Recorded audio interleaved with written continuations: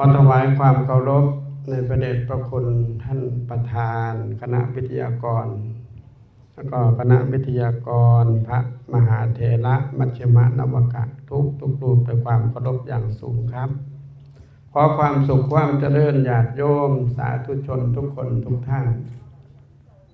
เกือบมันสิบวัดได้เบาเมื่อนี้ก็เรียกมาถือว่าเป็นโอกาสเป็นครั้งสุดท้ายเนาะของปีนี้ของพรรษานี้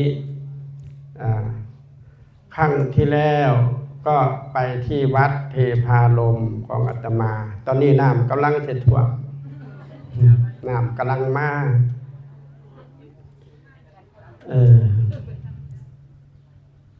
วังหันได้ยินพระอาจารย์มนัสเนาะจริงๆก็เคยร่วมงานกับท่านหัวก็หูว่าเพิ่นชื่อว่าหำแหล่เด่นแล้วองค์กลางทางท่านหลวงพ่อพระครูศรีกะแหล่คือกันขันเพิ่นมาขันมีตั้งแต่2ขึ้นไปเขาเรียกว่าซุ้มเหมือนบ่ซุ้มหำแหล่โอ้ยบ่แหล่น้ำมูเด้ออาตมาก็ได้กับหลวงพ่อพระอาจารย์หมอทีนี้เนาะก็จริงๆแล้วท่านพระครูศรีท่านบอกว่ามื้อนี้อยากจะฟังญาติโยมเบาหลายๆส่วนคณะวิทยากรของเฮาเท่าที่อาตมาฟังดูแต่ละรูปแต่ละท่านวันนี้ท่านพูดได้ดีมากเริ่มมาตั้งแต่หลวงพ่อพระเดชพระคุณหลวงพ่อพระมหาทิติพงศ์ฟังแล้วก็ได้ความรู้ขึ้นมาใหม่เยอะเลย6 ครั้งที่ไปกันในพรรษานี้เนี่ยอาตมาก็ช่วงระยะนั้นว่าได้ไปวัดของท่านพระอาจารย์หมอมีอยู่วัดเดียวที่ไม่ได้ไปที่ได้ติดตามไป5 ครั้งนี่ก็รู้สึกว่าบางครั้งบางทีธรรมะเนี่ยก็บ่จำเป็นว่าจะต้องอยู่กับพระเสมอไปมาฟังเบิ่งแล้วญาติโยมหลายคนหลายท่านได้ปฏิบัติมาโดยตลอดเนี่ยจังโยมพี่เปรมโยมพี่ปุณทรัพย์นี่ก็ปฏิบัติมาโดยตลอดแล้วก็ได้ฟังธรรมญาติโยมหลายคนหลายท่านได้ฟังธรรมมาก็เป็นการสั่งสมบุญบารมีที่เราเคยสั่งสมเอาไว้ในอดีตชาตินั่นแหละคนเฮาเนี่ยคันบ่มีอดีตชาติในทางนี้อาตมาเชื่อว่าคงไม่ได้มาแม่นผู้ใดสิเอิ้นมาจังได๋ก็บ่ยอมมาชักชวนชักจูงก็ไม่ยอมมาแต่แสดงว่าพวกเราได้มาได้เป็นสหธรรมิกร่วมกันอย่างนี้เป็นกัลยาณมิตรอย่างนี้เนี่ยถือว่าทุกคนมีบุญบารมีเก่าพวกเราเมื่อวันนี้ได้พูดถึงในเรื่องของความกตัญญูเนาะเพราะฉะนั้นสิ่งที่เกิดขึ้นตั้งแต่ครั้งที่1จนถึงครั้งที่14ปีที่ผ่านมาเนี่ยพวกเราเป็นประมาณว่าพวกเฮาก็เป็นหนี้ของครูบาอาจารย์อยู่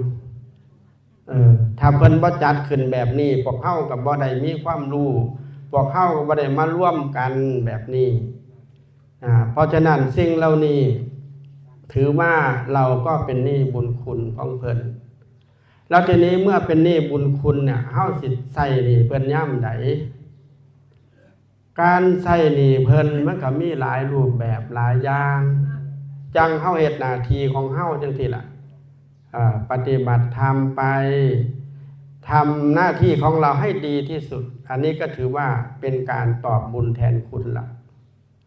บุญคุณเข้าน้ำจังมื้อนี้อาตมาก็เอาผู้มีพระคุณมา3 รถขึ้นรถมา3 คันก็ถือว่าเป็นผู้มีบุญคุณต่ออาตมาก็ไปอยู่พุ่นได้6 ปีนี่ก่อนหน้านั้นก็อยู่กับพระเดชพระคุณหลวงปู่มหาไหลเฮาก็อาศัยข้าวน้ำเพิ่นอยู่นั่นอาตมาก็ทำหน้าที่ของความเป็นพระของความเป็นลูกวัดเต็มที่เหมือนกัน หน้าที่ของพระก็บ่มีหยังก็ตื่นขึ้นมาทำวัดสวดมนต์บิณฑบาตปัดกวาดที่อยู่วัดวาอารามดูแลรักษาวัดวาอารามทำหน้าที่ซอยเพิ่นอันนี้ก็เป็นการตอบบุญแทนคุณพอคิดอยู่ในใจว่าไปอยู่ไสก็แล้วแต่ขอให้เฮาได้เฮ็ดหน้าที่ของเฮาให้สมบูรณ์บาปกรรมหรือวานีตรงนั้นมันก็สิบ่เกิดอาตมาไปอยู่วัดเทพผ้าร่มบ้านนู้นให้ตรงนั้นเป็นบ้านเกิดของอาตมาเองเกิดอยู่นั่นนะเกิดแล้วกลับไปอยู่พูดลำบอกเขายิ่งกันอำเภอตาพระยาอยู่ไปอยู่อำเภอตาพระยาโยมพ่อโยมแม่กับพาไปอยู่พุ่นไปจับเอาทีเอาทางเห็ดอยู่เห็ดกินอยู่ทางพุ่นสมัยปีพศ 2516กับไปอยู่หันเขมรกับกำลังแตกบ้านน้องยาแก้วยายังตรงนี้ก็เคยเห็นอยู่ใกล้ๆกันจากโน่นบักมุนบ้านแถวทับทิมสยามมื้อนี้ก็คืออยู่ในเขตตรงนั้นที่นี่อาตมากลับมาอยู่บ้านหลังจากที่ไปผจญโลกมาแล้วกันหลายปีจนในที่สุดก็ได้กลับมาอยู่บ้านเกิดก็ถือว่ามาตอบบุญแทนคุณวัดว่าอารามก่อนหน้าอาตมาไปอยู่ก็จะเป็นสำนักสงฆ์ธรรมดาตอนนี้ก็ได้เป็นวัดเมื่อปีที่แล้วแล้วก็ได้สร้างศาสนวัตถุต่างๆพาญาติพาโยมปฏิบัติธรรมโยมที่เดินทางมานี่ก็เพิ่นก็ได้เข้าวัดได้จำศีลอุโบสถทุกปีตั้งแต่อาตมาไปอยู่อันนี้ก็ถือว่าเป็นการตอบบุญแทนคุณและในส่วนหนึ่งที่พระเดชพระคุณวิทยากรทุกท่านที่เพิ่นเว้าถึงอยู่นี่อาตมาก็นั่งคิดในใจอยู่ว่าเริ่มต้นจริงๆขันบ่มีหลวงปู่อาตมาก็เว้าแล้วเว้าอีกคิดแล้วคิดอีกคิดถึง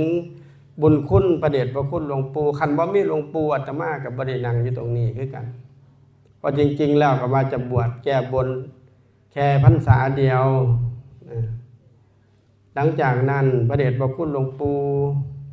เพิ่นก็สอนแบบไม่ต้องพูดอย่างที่ท่านพระอาจารย์พิสิทธิ์ท่านพูดสอนแบบบ่เว้าบัดย้ำเพิ่นจะบอกเพิ่นจะพูด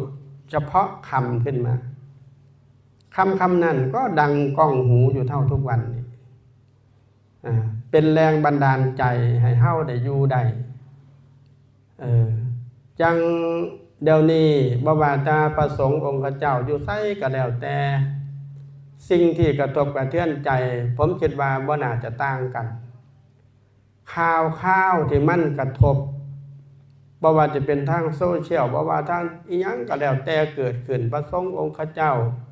องค์นั้นเป็นจังซั่นองค์นี้เป็นจังซี่เรื่องสตรีเรื่องเงินเรื่องทองพุ่นมันกระทบอยู่ทางกรุงเทพเกิดอยู่ทางกรุงเทพแต่ว่ากระทบมาทางชนบทของเฮามันเป็นลักษณะคล้ายๆเขี้ยไม้อันไม้ที่เป็นเขี้ยนะมองใดกระทบกระเทือนมันก็จะถือมาเมื่อต้นกระทบกระเทือนก็ถือกันมาเมื่อจังสิมาหาตรวจสอบบัญชีแถวบัดบ้านนอกเฮาสิล่ะบ้านเฮาสิมีหยังนอกจากขายข้าวแห้งแต่ว่าเอาไปค่าน้ำกราบไว้บ่มีดอกที่ตู้บริจาคสิมาตั้งเต็มบัตรอาตมานี่บ่มีตู้บริจาคตั้งค่าน้ำค่าไฟก็นี่แหละสวดมนต์แน่หยังแน่ใบบังสกุลแน่ก็เงินมื้อนี้เก็บไว้ค่าน้ำค่าไฟบ่มีดอกที่จะไปโอนให้ผู้นั้นผู้นี้คือเพิ่น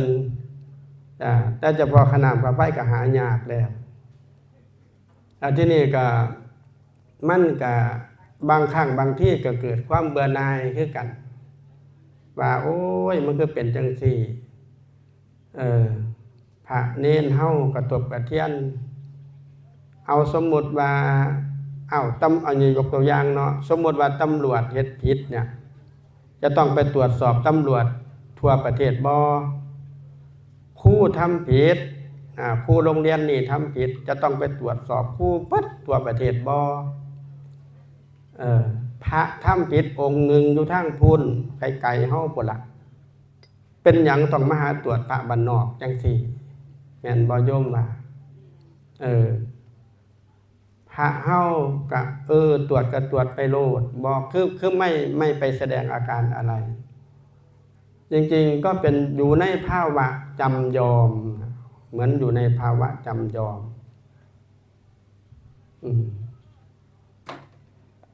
กฎศีลเท่าเนี่ย227พระวินัยของพระโอ้ย227โยมเอ้ยบ่แม่นว่ารักษาง่ายๆแม่แต่ไปถอนหญ้าก็อาบัติปาจิตตีแล้วคันสิบ่ถอนสัก6จำเป็นต้องไปถอนแล้วก็จังไปแสดงอาบัติปงอาบัติทุกสิ่งทุกอย่าง เอาว่ามันผมหลักเอาใส่ยามไปแล้วพบกันก็ได้ เนี่ยเพราะฉะนั้นศีล227เรารักษาเราลำบากพอแรงแล้วเอาศีลทั้งเอาวินัยกฎหมายทั้งโลกมาให้เฮาแบบอีกปฏิบัติกฎหมายทางโลกด้วยเทิงวินัยเจ้าของอีกโอ้ยอึดอัดหลายใครเป็นเจ้าอาวาสก็ถือว่าเป็นเจ้าพนักงานเจ้าพนักงานเป็นเจ้าอาวาสกับเงินเดือน1,800โยมแม่บ่พอคันห้ามกลับไปแต่ว่าถ้าทำความผิดคุณจะเข้าคุกนะถ้าไม่ทำบัญชี157เอาอีกละอย่างหลายแนวอันนี้ก็เล่าให้โยมพ่อโยมแม่ฟังว่าพระเพิ่นได้ยินข่าวมื้อนี้เพิ่นอึดอัดใจบ่ก็บอกตรงๆว่าอึดอัดใจคือกันแต่ว่าเฮาสิจังใดได้เฮาก็ทำหน้าที่ของเฮาไปให้ดีที่สุดอะไรก็ทำเราไม่ได้นะเพราะฉะนั้นในท้ายที่สุดนี่ก็ขออำนวยอวยพรให้ญาติโยมสุขุสุขคนเด้อมีสุขภาพร่างกายแข็งแรงพรรษาหน้าเราก็มาร่วมฟังธรรมปฏิบัติธรรมร่วมกันขอคุณพระคุณเจ้าคุณศีลคุณท่านสิ่งศักดิ์สิทธิ์ทั้งหลายทั้งปวงที่สิงสถิตอยู่ในสถานลานธรรมแห่งนี้จงมาปกปักรักษาคุ้มครองท่านปรารถนาสิ่งหนึ่งสิ่งใดขอความปรารถนานั้นจงเป็นผลสำเร็จจงเป็นผลสำเร็จทุกประการเทอญ